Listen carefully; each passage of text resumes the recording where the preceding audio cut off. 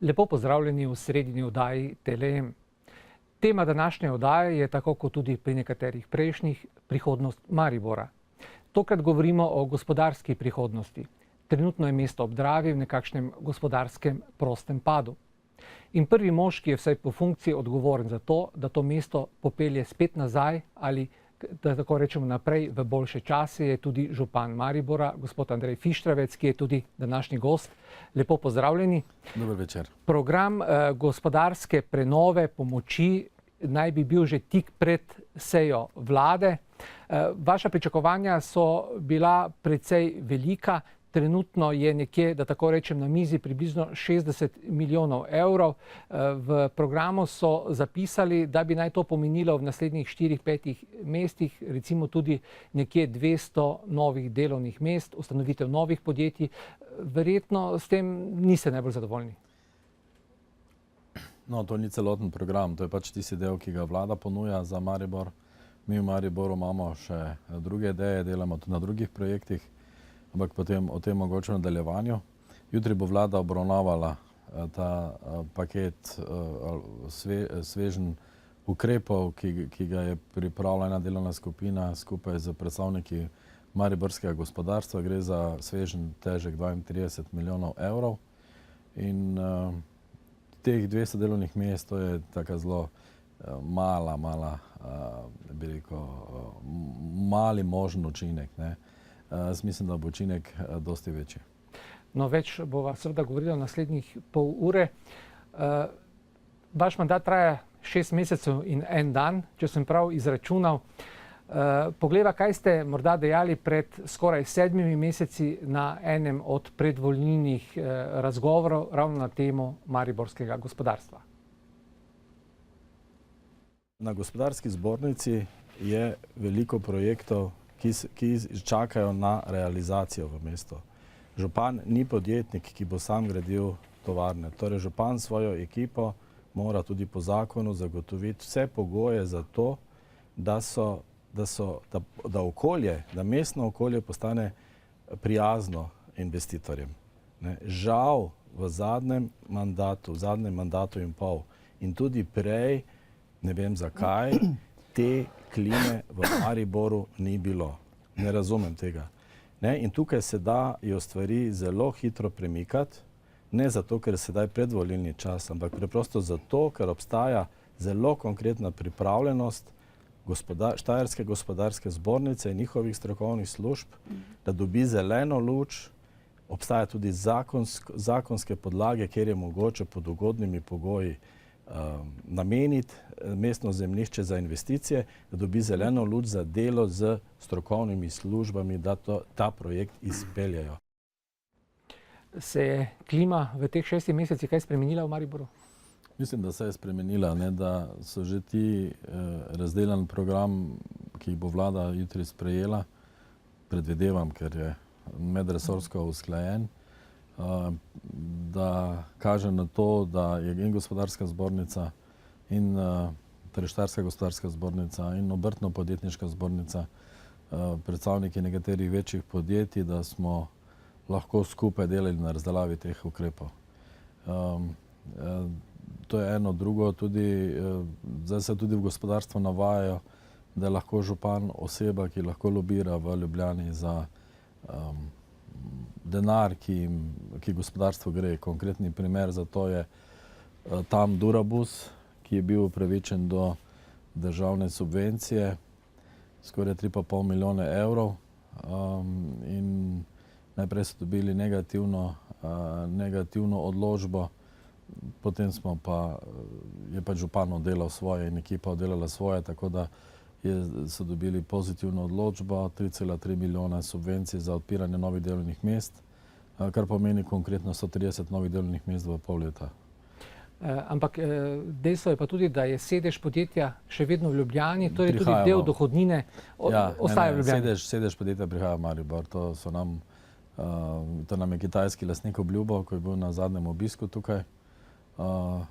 Ta obisk se je lepo poklopil s tem, da je prišla odločba z Ministrstva za gospodarstvo, razvoj in tehnologijo, da so dobili to subvencijo, tudi praktično videl, da je mesto prijazno, za kitajske investicije in potem že čez 2 dni smo imeli nove investitorje iz Tajvana. Recimo en sam je bil težji kot cela Slovenija skupaj. Tako da zdaj iščemo zanj eno večjo halo 10.000 kvadratnih metrov, kjer bi začel s proizvodnjo električnih akumulatorjev za električna vozila. No, o teh stvarih bova rekla še kaj kasneje. V gospodarstvu se sicer stvari običajno ne odvijajo preveč na hitro. V Mariboru je drugače. V 6 mesecih se vam je na področju gospodarstva zgodilo marsikaj, ne bom rekel zanimivega, ampak posebnega. Če pogledava samo livarno, veliko zmanjšanje delavcev, stečaj banke v Sloveniji, pa še nekatere stvari, ki pravzaprav nekdo ne bi pričakoval, da se je možno to vse skupaj zgoditi v 6 mesecih. Ja, ko sem govoril z ljubljanskim županom, pa ga vprašal, kako imajo oni narejeno stvari na področju gospodarstva, me je gledal, rekel, da ne razume, kaj ga sprašujem, da se oni z gospodarstvom ne ukvarjajo. Oni so imeli 2 velika stečaja in to je to. Torej, ta trg centralne Slovenije je to hitro, bi rekel, je za njiho in se to pravzaprav v mestu kaj posebej ni poznalo. Tako da Mariboru je posebna situacija, ampak tudi te, bi rekel, negativne zgodbe tudi prinašajo pozitivne zgodbe. Stečaj dela livarne je za seboj prinesel inicijativo po delavskem prevzemu, torej da nastane novi Armal, da se bi ta proizvodnja, torej, ki jo poznamo pod blagovno znamko Armal, nadaljevala. To se mi zdi zelo pomembno. Tudi pritiski, ki se na mediji večer izvajajo, po moji oceni, z željo po sovražnem prevzemu, za sabo tudi so potegnili to posledico, da se na veliko razmišlja, tudi bi rekli o delavskem prevzemu, torej da bi novinarji sami odkupili podjetje. In tukaj se kaže, da se nekaj novega v Sloveniji dogaja, ravno zato, ker je Mariboru tako hudo. Morda problem z gospodarskega področja, ki je še občini nekako najbližji, so prazni prostori, recimo v Gosposki ulici, nekoč elitna ulica, danes, ne vem, našteli smo 15 praznih prostorov, verjetno bo še kakšen zraven. Nič kaj prijetno za mesto. Ni prijetno za mesto, zdaj vsi lokali niso naši, dosti je denacionalizacijskih lokalov, kjer mi nimamo vpliva. Zdaj občina je že pod bivšim vodstvom znižala ceno najema poslovnih lokalov. Mi smo še dodatno na zadnji seji rebalans, ker smo sprejemali rebalans, znižali za 15%, tako da so zdaj cene najema nekje na ravni leta 2003. Že na taki ravni, da se že proti argumenti oziroma proti klici pojavljajo, da to ni več racionalno, da preniske najemnine so nelojalna konkurenca ostalim poslovnim prostorom, ki imajo tržne najemnine. Ampak jaz mislim, da ti poslovni prostori, da Gosposka bo znova polna, ko bo mesto zaživelo, ko bo industrija zaživela, torej ne industrija samo v tem ožjem pomenu, ampak tudi v širšem pomenu, tudi v nematerialni proizvodnji. Ker šele takrat bo lahko Gosposka postala neke Herengase v pomenu recimo graške Gosposke, kjer se pojavijo specializirane trgovine pač za zadovoljanje specialnih potreb. Maribor ima preveč težav, da bi zadovoljal posebne potrebe, ker še niti osnovne potrebe niso zadovoljene. In potem je težko pričakovati, da bo ulica, ki je specializirana ob pojavi teh velikih trgovskih centrov, ki je torej specializirana ravno za specialno ponudbo, da bo živa. To je iluzorno pričakovati.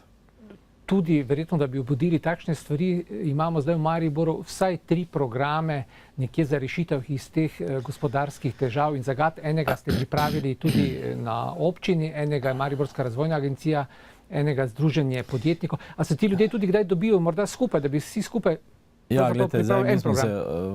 mi smo se odločili, tudi potem dogovorili in na gospodarski zbornici, in na obrtno-podjetniški zbornici, in tudi na univerzi, da ne bomo pisali novih programov, ker jih Maribor ima dovolj, ampak da bomo delali nove programe. In to delanje se zdaj pokaže z temi vladnimi ukrepi, kjer gre denar direktno podjetnikom, ali za subvencioniranje obrestnih mer, ali za mikrokredite, ali za subvencijo malih naložb ali večjih naložb, se pravi zelo konkretno. To, da bi zdaj teoretizirali, kakšna industrija bi bila v Mariboru primerna, to v tem trenutku Maribor si tega ne more privoščiti na tak način. Ne. Je pa naša neka generalna orientacija, bi rekel, moje ekipe, ki se s tem ukvarja in tudi kar se pogovarjamo z podjetniki, gospodarstveniki, da je pametno iti v zeleno in trajnostno industrijo, da je to nekako tisto eno sito, skozi katero gledamo na investicije, ki bi jih Maribor, ki bi bile potrebne za mesto. Če pogledamo, kdo je podpisan pod te programe, ki jih je sestavljal, pravzaprav ne vidimo veliko, da tako rečem, znanih gospodarstvenikov, pa s tem ne želim užaliti avtorje programov. Veliko je že bilo idej tudi pri prejšnjih županih, da bi enkrat mesečno se dobilo mogoče 30-40 pomembnih gospodarstvenikov, ki bi seveda tudi sami iz prakse predlagali, kaj lahko v Mariboru naredimo. Ste vi recimo jih poprašali za mnenje? No, zdaj tukaj v procesu nastajanja teh ukrepov, ki jih je za delitev denarja, ki ga je vlada ponudila Mariboru, je dosti gospodarstvenikov sedelo skupaj. Ali znotraj foruma, recimo financ, ali gospodarskega foruma, obrtno-podjetne zbornice. Ne? In tudi potem so ti gospodarstveniki tudi sedeli v delovni skupini, ki je pripravljala te ukrepe. Res pa je, da vseh ne moreš zajeti, ne? Ampak ključno je to, ne, da so ukrepi takšni, da pridajo na koncu v podjetje, v gospodarstvo. In danes konkretno je bil pri meni na obisku lastnik in direktor podjetja, ki seli podjetje. Jasno je, da ga bo selil iz Bosne, ker je Bosna postala oziroma Hercegovina ne manj primerno gospodarsko okolje, se ne želi več tam s tem podjetjem ubadati in želi celotno podjetje preseliti v Slovenijo, in Maribor je mu zanimiv ravno zaradi teh ukrepov. Ne? Tako da zdaj konkretno računamo, na katere olajšave lahko vse računa, da bo potem v začetku prihodnjega leta tu zaživelo 130 novih delovnih mest. Ne? Teda to pa so že številke, ki so pomembne. Še posebej, če tudi gledamo okoliške občine. Ne? V Rušah se velika investicija dogaja, mislim, da 400 novih delovnih mest. Ne? Tako da to so stvari, ki so pomembne za celo regijo, ne? In tudi župani nekako medsebojno sodelujemo, ne? Se ne zapiramo vsak za svoj plot. Ne? Jaz sem zdaj čez poletje obiskal vse župane bivše velike mariborske občine, da enostavno začnemo zopet delati kot na nek način eden pri projektih, kjer se najdemo. Recimo kot župan mesta, k vam pride investitor iz Bosne, iz Kitajske, kjerkoli, kako ga lahko vi prepričate, kaj mu lahko ponudite, da dejansko pride v Maribor? Izhajam tudi iz primera enega podjetja, kjer je direktor iz Maribora, solastnik iz Avstrije, ki se je odločil za 2,5 milijona evrov vredno investicijo nekje na obrobju Ljubljane, ne pa v Mariboru, ker je zemljišče predrago. No, ta zgodba z dragimi zemljišči, to mi zdaj jaz mislim, da smo to zgodbo zaključili v mestu. Mesto ne more trditi, da ima konkurenčno ponudbo po 100 evrov ali pa še več evrov za kvadratni meter zemljišča za industrijsko proizvodno, če je v soseščini to od 10, 15, maksimalno 20 evrov. Ne? Torej, naša najvišja cena je lahko tu nekje. Pa je? Zdaj uspemo že takšne ponudbe pripraviti skupaj. Je pa tudi res, da tudi vsi niso zainteresirani, da kupijo zemljo. Ne? In tudi z vidika občine je to, po mojem, je še boljše, če gremo ven dolgoročnejši poceni najem, da zemlja ostane občini, gor se pa zgodi industrijska proizvodnja. Zdaj, ključno za občino in tudi ta obrat, ki ga delam z svojo ekipo in tudi s pomočjo kolegov iz gospodarstva, je ta, da se župan mora ukvarjati z gospodarstvom preprosto zato, ker 3/4 denarja, ki ga dobimo v proračun, pride iz dohodnine. Torej, če ni delovnih mest, ni dohodnine. Ne? Tako da je ta, bi rekel, ta ena leitmotiv zelo preprost in zelo jasen. No, ampak kaj pa konkurenčnost za nove investicije ni samo poceni zemljišče. Ne? Maribor, in tu so pa eni globalni trendi, ki se zdaj v svetu dogajajo. Ne? Je zanimiv zato, ker ima dobro infrastrukturo v smislu povezave. Ne? Mi smo na križišču vzhoda in zahoda, avtocestnega, železniškega. Potem kot prednosti investitorji, ko sprašujem, zakaj jih zanima mesta, ne, govorijo o industrijski kulturi, tradiciji in zdaj enostavno preveč na vzhod so se izučili, da ni pametno iti ravno zaradi tega zaradi pomanjkanja industrijske tradicije. In zdaj v tej globalni konkurenci tudi kvaliteta postaja pomembna. Ne? Torej za nekvaliteto na globalnem trgu več ni mogoče preživeti. Zato se tudi lahko tam Durabus v Mariboru dogaja, ne? Ker so Kitajci sami ugotovili, da če želijo biti konkurenčni v Evropi, da morajo začeti v Evropi proizvajati. Ampak nažalost je teh investitorjev, ki so na nek način prišli v Maribor, zelo malo. Kitajci s tam Durabusom, Rusi so kupili mariborske terme. No, ampak to sta z vidika Slovenije. Slovenija je majhna. Ne? Imamo največjo rusko investicijo v Sloveniji, pa največjo kitajsko investicijo v Sloveniji. In to moramo negovati. Ne? Tako da tu župan ima, pa ekipa ima pomembno vlogo. Tako da mi tudi tukaj skušamo na nematerialni ravni podpirati recimo ruske investicije. Ne? Rusi želijo tukaj postaviti en spominski kulturni center žrtvam druge svetovne vojne. Ni v zavesti Mariborčanov, da je tu skoraj 5000 ruskih ujetnikov v eni sami zimi 41-42 umrlo zaradi nečloveškega ravnanja pač takratnih okupatorjev Nemcev z njimi. Tako da razen tega obstajajo neke ideje, da bi se v Mariboru zgradila pravoslavna kapelica oziroma cerkvica. To ne pomeni čisto na novo, ker Maribor je že takšen objekt imel, v mestu tudi živi zelo močna pravoslavna skupnost, ki zdaj nekako združuje, torej srpska pravoslavna skupnost, ki združuje tudi rusko in ukrajinske, bi rekli, duhovno pravoslavno usmerjene someščane. Tako da tukaj lahko veliko pomagamo. Ne? Kdo še trka recimo na naša vrata, če pogledamo? Glejte, recimo pri letališču. Ne? Pri letališču je bilo vsaj 5 močnih investitorjev. Ne? Zdaj bi izpostavil investitorja ene največjih ameriških letalskih družb, ki je iskala bazično letališče v Evropi, ker pač Maribor edino evropsko letališče, ki se v tem trenutku prodaja, je bil Maribor zanimiv. Ne? Tu se je zgodila potem ena takšna in ta torej velika firma z izvrstnimi bančnimi garancijami, če to danes kaj v svetu pomeni, ker je bila bančna garancija ene od bank, ki je pravzaprav zakuhala vso to godlo svetovne gospodarske krize, finančne, ki sedaj se sprehaja po planetu. No in niso prišli v igro, da bi postali resni kupci Mariborskega letališča. Ne, Mariborsko letališče se je prodalo podjetju, ki nima strateškega partnerja. Zdaj se je izkazalo, da nima strateškega partnerja, kome so pač podjetje kupili, Aerodrom Maribor. Ne, in zdaj po vsej verjetnosti se bo zgodila, jaz bi rekel, licitacija resnih kupcev za to. Pa kolikor vem, tudi oni zdaj seveda iščejo strateškega partnerja. Za Maribor je to zelo pomembna zgodba. Ja, seveda je zelo pomembna zgodba, samo jaz vem, da par strateških partnerjev je že bilo v moji pisarni, ne? Pa niso mogli priti. So že kakšni konkretni projekti, recimo, ki, bom rekel, jih imate skupaj s partnerji nagledane? Mislite v zvezi z letališčem? Predvsem, kar se tiče tujih investitorjev, mogoče z katere branže, kakšne projekte? Kot rečeno, zdaj Kitajci se zanimajo za področje proizvodnje ki se veže na elektriko. Zdaj začenjamo s temi, upam, da bomo s temi akumulatorji lahko zalaufali, pa da bo zgodba pozitivna. Podjetje Palfinger, ki je že tradicionalno prisotno v Mariboru, je zdaj končno dobilo na občini sogovornika, da smo lahko v 2 mesecih naredili to, kar prej v 3 letih ni bilo mogoče, in bojo širili proizvodno, torej gradili novo lakirnico. Poleg svojega kompleksa, kjer so občinska podjetja mariborska lastniki zemljišča. Kot rečeno, to podjetje, ki bi rado prišlo iz Bosne sem, imamo resnega kupca,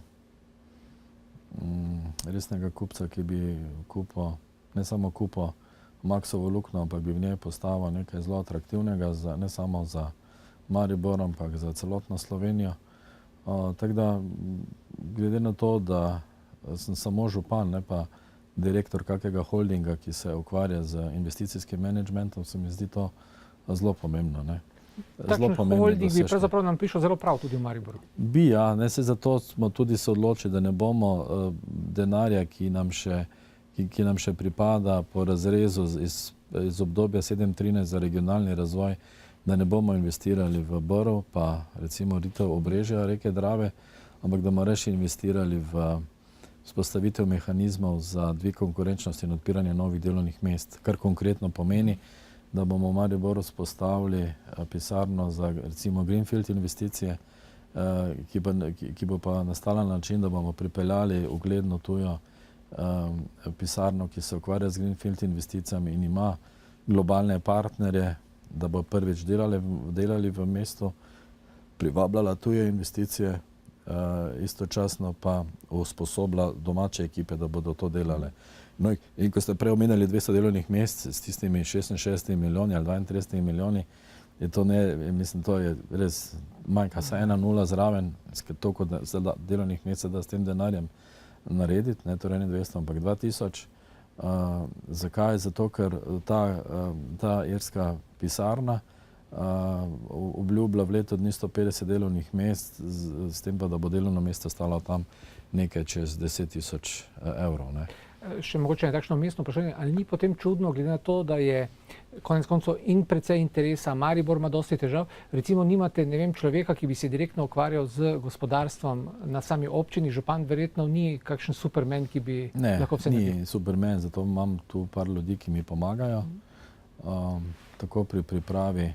To je pa drugi del te zgodbe o gospodarski rasti mesta, torej ekipa Razprimo Krila je pripravila osnovo za regionalno povezovanje občin v novi regionalni perspektivi za dvig konkurenčnosti mesta in regije. Razen tega bomo zdaj v kratkem dobili novega direktorja urada za gospodarstvo, od katerega pričakujemo prvič reference z področja gospodarstva pa delo na gospodarstvo, da ta urad zaženemo v smeri, kakršna je bil recimo, je že bil na mestni občini pred leti. Razen tega pa tudi zdaj, ko bodo se začeli razpisi za dodeljevanje teh državnih sredstev, bo se spostavil en normalen, bi rekli, podjetniški tok. Ne? Torej, normalen podjetniški tok in to so stvari, ki jih župan ne dela, to potem delajo podjetniki. Slišali smo, da ljudje trkajo na vaša vrata, tuji investitorji, koliko pa vi trkate na tuja vrata, da tako rečemo, oziroma predstavniki občine. V Sloveniji veliko podjetij, veliko izhodnih delegacij, pravzaprav vsak teden se kaj dogaja. Prej ste mi rekli, da je kar precejšen interes tudi Rusov, Bosancev oziroma podjetnikov iz tega okolja. Vi z delegacijo odpotujete pravzaprav na Kitajsko. Nisem pa zasledil, da bi recimo šla kakšna delegacija recimo v Rusijo ali kam drugam. Ja, no, zdaj, jaz bi rekel tak, da ruski trg specialno obdelujejo kolegi, ki so pripravljali prevzem Term, tako rečem, ne, ki so specializirani. Zdaj, Kitajci se pa na nek način dogajajo, torej skozi tam Durabus, kjer je večinski kitajski kapital, smo se začeli spoznavati, potem pa so nas povabili kot eno od 2 slovenskih mest na en forum vzhodnoevropskih mest, kjer so kitajska mesta iskala partnerje. Tam smo poslali svojega predstavnika in odziv je bil neverjeten. Neverjeten, torej 2 velikanska, torej v rangu Pekinga, v bistvu kitajsko mesto in še eno malo manjše mesto, samo 9 milijonov prebivalcev, želijo se pobrati celo z nami, ne? Torej z mestom Maribor, in so že bili tukaj in ko sem jih vprašal, zakaj smo mi njim zanimivi, zdaj smo tako majhni, mislim, mi niti 1/4 njihova nismo, ne? Niti krevna skupnost v teh dimenzijah, so razložili, ne? Da je to po številu res, ne? Ampak da imamo tak visok standard, da se bi radi naučili, kako lahko tako malo ljudi spostavi tako visok standard, ker Kitajci so se začeli s temi vprašanji ukvarjati. Ne?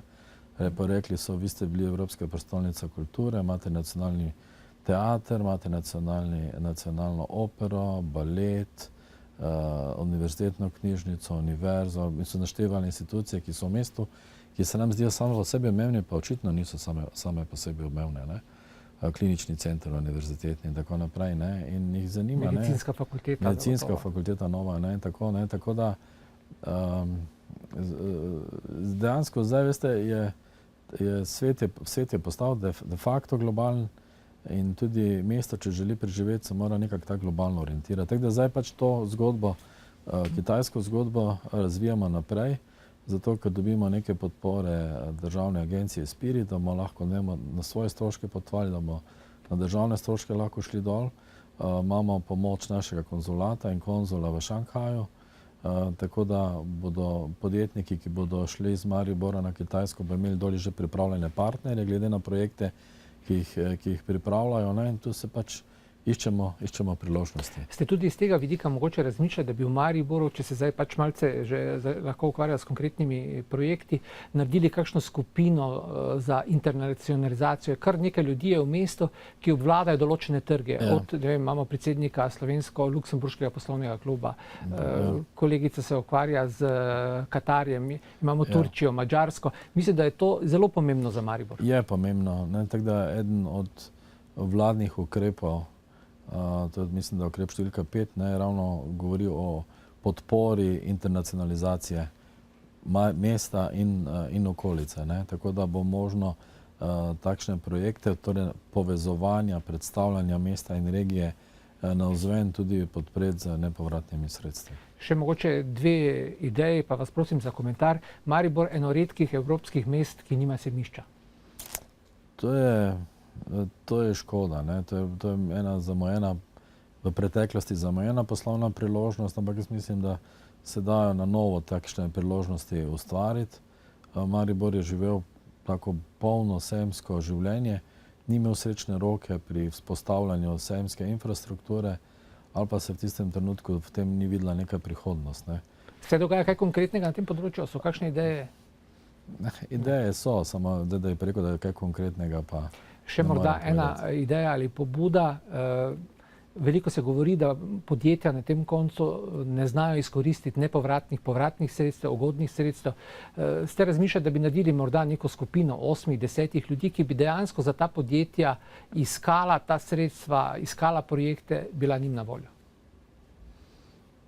Zdaj, mi nekaj malega je na razvojni agenciji, ki pa je tudi z resursi omejena in se želi v tej smeri tudi specializirati.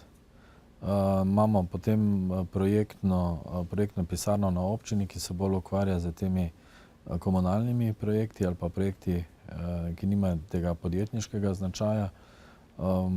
Mislim pa, da bodo ta